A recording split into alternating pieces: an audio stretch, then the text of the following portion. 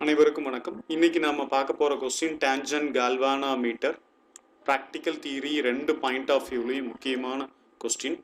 Title இருந்து என்னங்கிறத பார்க்க ஆரம்பிப்போம். கால்வானோமீட்டர் அப்படின்னா என்ன அப்படின்னா, கரண்ட்டு ஃப்ளோ ஆகிறத டிடெக்ட் பண்ணுறக்கும் மெஷர் பண்ணுறக்கும் யூஸ் ஆகிற ஒரு டிவைஸ். கொஞ்சம் அளவு கம்மியாக இருக்கிற கரண்ட்டை மெஷர் பண்ணுறக்கு இது யூஸ் ஆகுது.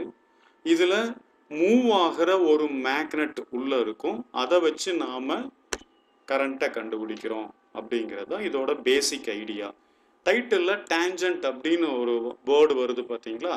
இதுக்கு என்ன ரீசன் அப்படின்னா, இந்த டிவைஸ் டேஞ்சன்ட் விதி, டேஞ்சன்ட் லா பேஸ் பண்ணி ஒர்க் ஆகுது. ஸோ அதை ஃபர்ஸ்ட் பார்த்துடலாம். என்ன ஸ்பெஷல்னா, எர்த் ஒரு மேக்னெட்டை ஆக்ட் பண்ணுது அப்படின்னு நாம கேள்விப்பட்டிருப்போம். சாதாரணமாக ஒரு மேக்னெட்டை, ஒரு பார் மேக்னெட்டை கைத்தில் கட்டி தொங்க விடுறோம்.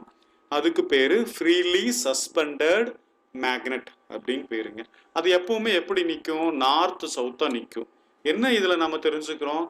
பூமி ஒரு காந்தம் மாதிரி செயல்படுது. அதுக்கேற்ற மாதிரி நாம் வச்சிருக்கிற அந்த மேக்னெட்டிக் நீடில், காந்த ஊசி ஒபே பண்ணுது அப்படிங்கிறது தான் ஸ்பெஷல். ஸோ நார்த் சவுத்தாக நிற்குது. இதை வச்சு தான் கடலில் பயணம் போகும்போது டைரக்ஷனை கண்டுபிடிக்கிறாங்க அப்படின்னு நம்ம கேள்விப்பட்டிருப்போம். ரைட், இதெல்லாம் இருக்கட்டும். இங்கே நாம் என்ன பண்ணுவோம் அப்படின்னா, ஒரு சர்க்குலர் காயில் வழியாக கரண்ட் அனுப்பிச்சு அதனால் ஒரு மேக்னெட்டிக் ஃபீல்டை எக்ஸ்ட்ராவாக கிரியேட் பண்ண போகிறோம். அந்த மேக்னெட்டிக் ஃபீல்டு எப்படி இருக்கணும் அப்படின்னா, நாம் செட் பண்ணி வைக்கிறது எர்த்து மேக்னெட்டுக்கு பர்பண்டிகுலர் டைரக்ஷனில் இருக்கிற மாதிரி வச்சுக்கணும். இப்போ எகைன் அந்த ஃப்ரீலி சஸ்பெண்டட் பார் மேக்னெட்டை, காந்த ஊசியை இந்த ரெண்டுக்கும் நடுவில் கொண்டு வந்து தொங்க விட்டா அது எந்த இடத்துல வந்து ஃபைனலாக நிற்கும் அப்படின்னு பார்த்தீங்கன்னா, ரிசல்டன்ட் டைரக்ஷனில் வந்து நிற்குங்க. அதாவது தொகு பயன் திசையில் வந்து நிற்கும். ஏன் அப்படி நிற்குது? இதுக்கு ஒபே பண்ணுறதா அதுக்கு ஒபே பண்ணுறதான்னு தெரியாமல் இங்கே வந்து நிற்கிறதா மைண்டில் வச்சுக்கோங்க. இதுதான் டேஞ்சன்ட் லா. ரெண்டு மேக்னெட்டிக் ஃபீல்டு ஒன்றுக்கு ஒன்று பர்பண்டிகுலராக செங்குத்தாக இருக்கும்போது அதில் தொங்க விடுற ஃப்ரீலி சஸ்பெண்டட் மேக்னெட் ரிசல்டன்ட் டைரக்ஷனில் வந்து நிற்கும். அங்கே ப்ரொடியூஸ் ஆகிற ஆங்கிள் வந்து தீட்டா. அதாவது பிஹெச்ங்கிற horizontal component of earth magnetic இண்டக்ஷனுக்கும் நாம் ப்ரொடியூஸ் பண்ணுற மேக்னெட்டிக் இண்டக்ஷனுக்கும் இடையில அந்த மேக்னெட் வந்து நிற்கும் போது பிஹெச்சுக்கும் அந்த மேக்னெட்டுக்கு இடையில் இருக்கிற ஆங்கிள் தான் தீட்டா. ரைட், இதுக்கு ஒரு ஃபார்முலா இருக்குது. அந்த ஃபார்முலா என்ன சொல்லுதுன்னா, B equal to B H tan theta அப்படின்னு சொல்றாங்க. இதுதான் ஈக்குவேஷன் 1ன்னு வச்சிருக்கேன் நான். இது எங்கிருந்து வந்துச்சு? டேஞ்சன்ட் லாலேருந்து வந்துச்சு. நாம சர்க்குலர் காயில் வழியா கரண்ட்டை அனுப்பிச்சு மேக்னெட்டிக் ஃபீல்டை ப்ரொடியூஸ் பண்ணணுங்களா? அதுக்கு ஒரு ஃபார்முலா இருக்கு, நமக்கு தெரியும். அந்த ஃபார்முலா என்ன சொல்லுது? B equal to mu naught ni by 2r. இதோட டெரிவேஷன்லாம் நான் பார்த்துருக்கோம். இது ஈக்குவேஷன் 2ன்னு வச்சுட்டேன். இப்போ ரெண்டு பியும் ஈக்குவலா, அந்த ரெண்டையும் நான் ஒன்னா சேர்த்துனா எனக்கு என்ன கிடைக்குது? BH tan theta equal to mu naught ni by 2r. எனக்கு என்ன வேணும்? இதில் நான் என்ன கண்டுபிடிக்க போகிறேன் அப்படின்னா, பிஹெச் கண்டுபிடிக்க போகிறேன். பூமி காந்த புலத்தினுடைய கிடைத்தல கூறு அப்படின்னு இதுக்கு பேர் சொல்கிறாங்க. ஸோ எல்லாத்தையும் சைடு சேஞ்ச் பண்ணால் எனக்கு என்ன கிடைக்குது அப்படின்னு பாருங்கள். Mu naught n by 2r, i தனியாக வச்சுருக்கேன். அதுக்கு கீழே அங்கிருந்து கொண்டு வர டேன் தீட்டாவை வச்சுட்டேன். அவ்வளோதாங்க, டெரிவேஷன் முடிஞ்சு. இதுதான் பிஹெச்க்கான ஃபார்முலா. ப்ராக்டிக்கலில் நாம் எக்ஸ்பெரிமெண்ட் செய்கிறப்போ இந்த ஐ பை டேன் தீட்டா இருக்குது பார்த்தீங்களா, இதை ஒரு கான்ஸ்டண்ட்டாக வச்சுக்கிறாங்க. கே அப்படின்னு சொல்கிறாங்க. அதுக்கு ரிடக்ஷன் ஃபேக்டர் அப்படின்னு பேர் சொல்கிறாங்க. அதையும் இங்கே நாம் நோட் பண்ணிக்கிறோம்.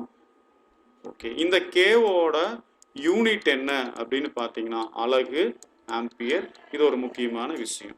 ரைட், இப்போ ஃபைனல் ஆன்சரில் இருக்கிற டேர்ம்ஸ் எல்லாம் கொஞ்சம் எக்ஸ்பிளைன் பண்ணிக்கலாங்களா? பிஹெச்ங்கிறது horizontal component of earth magnetic induction. இதோட யூனிட் வந்து tesla, or weber by metre square அப்படின்னு சொல்கிறாங்க.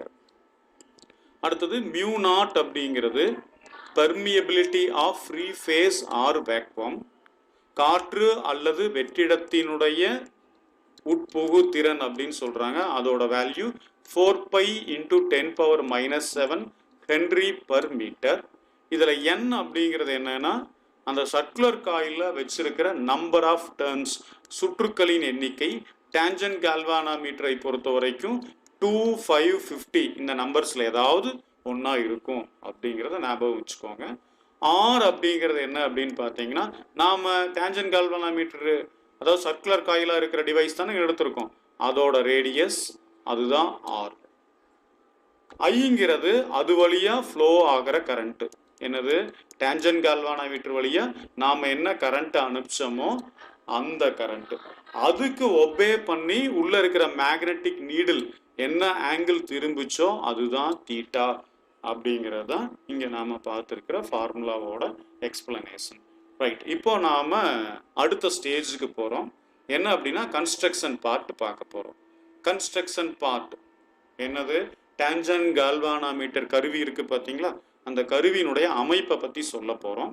இதுல இந்த எல்லோ கலர்ல இந்த இடத்துல காமிச்சிருக்காங்க பாருங்க, இங்கதான் காப்பர் காயில் தாமிர கம்பியை சுத்தி வச்சிருப்பாங்க. ஓகே, ஒரு 50 டர்ன் இருக்கிற மாதிரி இதுல இருக்கும். இதனுடைய வெளிப்பகுதி பாருங்க, இந்த ப்ளூ கலர்ல நோட் பண்ணியிருக்காங்களா, இது நான் மேக்னெட்டிக் சர்க்குலர் ஃப்ரேம், அதாவது பிராஸ் இல்லைன்னா உட், பித்தளை அல்லது மரத்தால் செய்யப்பட்ட காந்தத்தன்மை இல்லாத சட்டம். அது மேலதான் அந்த தாமிர கம்பியை சுத்தி வச்சிருக்காங்க. இது எங்க நிக்குது அப்படின்னு பாருங்க, இந்த பார்ட் இருக்கு பாத்தீங்களா, இந்த ப்ளூ கலர் பார்ட், அது மேல அது நின்றுட்டு இருக்குது. இத ஹரிஜாண்டல் பேஸ் டேபிள் அப்படின்னு அதுக்கு பேர் சொல்றாங்க, கிடைத்தல மேடை. அதாவது இந்த பார்ட் வந்து வெர்டிகலா இருக்குது, இந்த பார்ட் வந்து ஹரிஜாண்டலா இருக்குது. இந்த வெர்டிக்கல் பார்ட்டை நாம எப்படி வேணா ரொட்டேட் பண்ணிக்கலாம், அதாவது லெஃப்ட் ரைட் இப்படி டேர்ன் பண்றது எந்த பக்கம் வேணா ரொட்டேட் பண்ணிக்கலாம் அப்படிங்கிறது அடிஷ்னல் இன்ஃபர்மேஷன். இந்த ஹரிஜாண்டல் டேபிள் வந்து ஃபிக்ஸடா இருக்கும். அடுத்தது உள்ள நிறைய டேர்ன்ஸ் இருக்குன்னு நம்ம படிச்சோமா, இங்க இருக்கிற நாபெல்லாம் பாருங்க, ஃபர்ஸ்ட் 2 கனெக்ட் பண்ணுனா உள்ள இருக்கிறதுல 2 டேர்ன் வழியா மட்டும் கரண்ட் போகும். இந்த 2 கனெக்ட் பண்ணணும் அப்படின்னா நெக்ஸ்ட் இருக்கிறதுல அதாவது 5 டேர்ன்ஸ் வழியா கரண்ட் ஃப்ளோ ஆகும். லாஸ்ட் 2 இருக்கு பாருங்க, அதை கனெக்ட் பண்ணும்போது லாஸ்ட் 2 கனெக்ட் பண்ணும்போது 50 டேர்ன்ஸ் வழியா கரண்ட் ஃப்ளோ ஆகும். மொத்தம் 50 டேர்ன்ஸ் இருக்கு, அந்த 50 டேர்ன்ஸ் வழியா கரண்ட் ஃப்ளோ ஆகும் அப்படிங்கிறத இதோட பேசிக். ரைட், அதாவது நம்பர் ஆஃப் டேர்ன்ஸை நாம எவ்வளோ கனெக்ட் பண்றோமோ அதுக்கேற்ற மாதிரி டிஃப்ரெண்ட் ஸ்ட்ரென்த் இருக்கிற கரண்ட் அது வழியா ஃப்ளோ ஆகும் அப்படிங்கிறதா இந்த கன்ஸ்ட்ரக்ஷன்ல நாம தெரிஞ்சுக்கிற இன்னொரு இன்ஃபர்மேஷன். அடுத்தது இந்த டயக்ராம் பாருங்க, இந்த டயக்ராம்ல இந்த சென்டர் பார்ட்டை ரிமூவ் பண்ணி எடுத்துட்டோம். நாம இங்க என்ன இருக்குது அப்படின்னா ஒரு அப் ரைட் ப்ரொஜெக்ஷன் அப்படின்னு இதுக்கு பேர் சொல்றாங்க, மேல் எலும்பிய அமைப்பு அப்படிங்கிறது இதுக்கான பேரு. இது மேலதான் நாம என்ன பண்ணியிருக்கோம், காம்பாக்ஸ் பாக்ஸ்ன்னு சொல்ற எல்லோ கலர் பாக்ஸை உள்ள வச்சிருக்கோம். கரெக்டுங்களா? இந்த டயக்ராமையும் அதையும் கம்பேர் பண்ணி பாருங்க. இந்த பாக்ஸ் தான் காம்பாக்ஸ் பாக்ஸ்ன்னு சொல்றாங்க, காந்த ஊசி பெட்டி அப்படின்னு சொல்றாங்க. இதை அதுல சொருகி வச்சிருக்கோம். இதுல ரொம்ப முக்கியமான விஷயம் என்னன்னா, அந்த காந்த ஊசி பெட்டியினுடைய சென்டரும் இந்த சர்க்குலர் காயிலோட சென்டரும் ஒன்னா கோயின்சிடென்ட் ஆகிற மாதிரி இருக்கும். அதாவது இந்த வளைய வடிவத்தையும் நாம கொண்டு போய் வைக்கிற காந்த ஊசியினுடைய மையம் இருக்கு பாத்தீங்களா, இந்த 2 மையமும் ஒன்னோட ஒண்ணு கரெக்டா பொருந்தி இருக்கணும் அப்படிங்கிறதா முக்கியம். ரைட், அடுத்து நாம காம்பாக்ஸ் பாக்ஸை கொஞ்சம் டீட்டெயிலா பார்க்கலாங்க. இது அந்த காந்த ஊசி பெட்டி. ரைட், இங்க என்ன நடக்குதுன்னு பாருங்க, இந்த இடத்துல ஒரு காந்தம் வச்சிருக்காங்களா, அதனாலதான் இதுக்கு காந்த ஊசி பெட்டி அப்படின்னு சொல்றாங்க, காம்பாக்ஸ் பாக்ஸ். இங்க ஏன் ரெட் கலர்ல மார்க் பண்ணிருக்காங்க, கெஸ் பண்ண முடியுதா அவங்களால? அது நார்த் போல இண்டிகேட் பண்றதுக்கு, வட முனைய இண்டிகேட் பண்றதுக்கு அப்படி வச்சிருக்காங்க. ரைட், இந்த மேக்னெட்டை பைவைட்டட் ஸ்மால் மேக்னெட்டிக் நீடில் அப்படின்னு சொல்றாங்க. என்ன இதுக்கு ரீசன் அப்படின்னா, இங்க இருக்கிற அந்த ஸ்மால் மேக்னெட் ஒரு சின்ன டிப்பு மேல நின்றுட்டு இருக்குங்க, எப்படி வேணா ரொட்டேட் ஆகிக்கும், ஈஸியா டிஸ்டர்பன்ஸ் இல்லாம கரண்ட் எந்த அளவு மூவ் வருதோ அந்த அளவு இது டிஸ்டர்பன்ஸ் இல்லாம மூவ் ஆகும். அதனால இத கூறு முனையில் நிற்கும் காந்த ஊசி அப்படின்னு சொல்றாங்க. ஒரு முனை வடமுனை நார்த், இன்னொன்னு வந்து சவுத்தா இருக்குது, ஃப்ரீயா மூவ் ஆயிக்கும் அப்படிங்கிறதா இதோட பேசிக் கான்செப்ட். அடுத்த விஷயம் பாத்தீங்கன்னா, இந்த மேக்னெட் இருக்கு பாத்தீங்களா, அந்த மேக்னெட்ல அதாவது இங்க நார்த் போல் இருக்கு, இந்த சவுத் போல், இதுக்கு பர்பண்டிகுலர் டைரக்ஷனா செங்குத்தா ஒரு அலுமினியம் பாயிண்டர் வச்சிருக்காங்க, ஒரு குறிமுள் வச்சிருக்காங்க. இந்த டயக்ராம்ல இங்க தெரியுதான்னு பாருங்க உங்களுக்கு, இதுதான் அந்த அலுமினியம் பாயிண்டர். இதுதான் ரீடிங்கை நாம கண்டுபிடிக்கிறதுக்கு யூஸ்ஃபுல்லா இருக்கும். அடுத்தது இந்த பார்ட் வாங்க ரீடிங் எல்லாம் போட்டு காமிச்சிருக்காங்க பாத்தீங்களா? இந்த பார்ட்டை பாருங்க. இந்த பார்ட் வந்து ஒரு வட்ட அளவுகோல் அப்படின்னு பேர் சொல்றாங்க. சர்க்குலர் ஸ்கேல் அப்படின்னு சொல்றாங்க. இதுல 4 கால் பகுதிகள் இருக்குது. நீங்க பார்த்தாலே உங்களுக்கு தெரியும். எப்படி இருக்குதுன்னு பாருங்க. 4 quadrant part அப்படின்னு சொல்றாங்க. இங்க 0ல இருந்து இன்க்ரீஸ் ஆயிட்டே வந்து 90க்கு வருது. 90ல இருந்து டிக்ரீஸ் ஆயிட்டே வந்து 0க்கு வருது. திருப்பியும் 0ல இருந்து இன்க்ரீஸ் ஆயிட்டு வந்து 90க்கு வருது. ஆக்சுவலா இதுக்குள்ளார தான் அந்த அலுமினியம் பாயிண்டர் ரீடிங்கை காட்ட போகுது. ஒரு நேரத்துல 2 ரீடிங் நம்ம நோட் பண்ணிக்குவோம். ஒரு பக்கம் இருக்கிற θ1 அப்படின்னு வச்சா இன்னொரு சைடு θ2 அப்படின்னு வச்சுக்கலாம். ரைட்.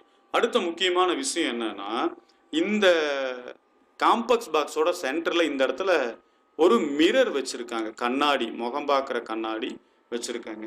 எதுக்காக இது அப்படின்னு சொல்லி பார்த்தீங்கன்னா, இந்த மேக்னெட் இருக்கு பார்த்தீங்களா? அந்த மேக்னெட்ல நீடில் இருக்குதா? அலுமினியம் பாயிண்டர்னு சொன்னோமா?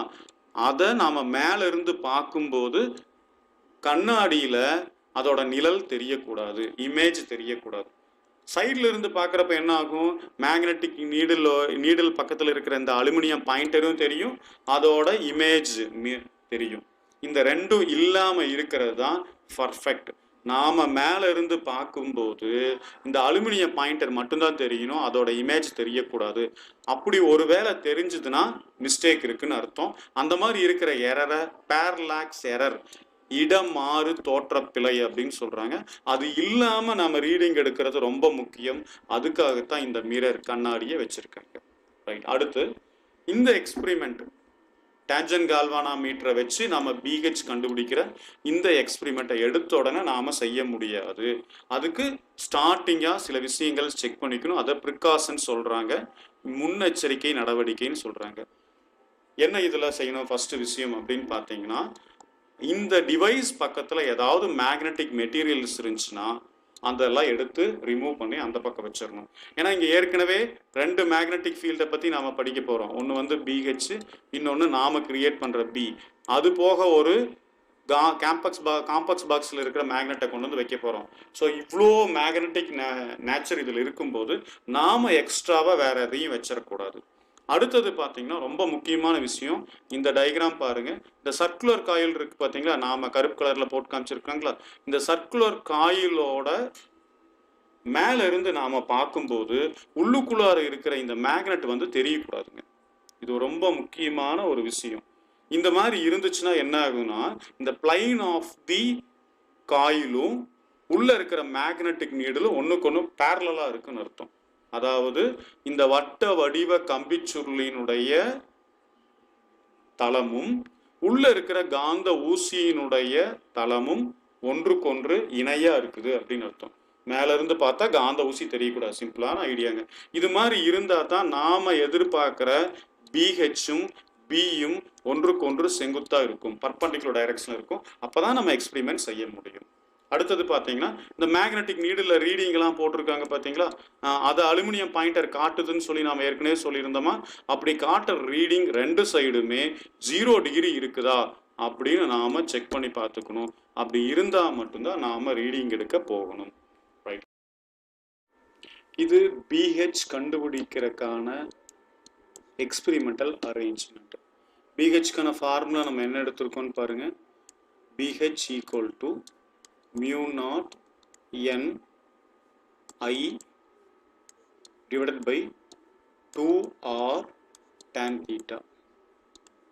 இதில் mu naught constant 4 pi into 10 power minus 7 Henry per meter.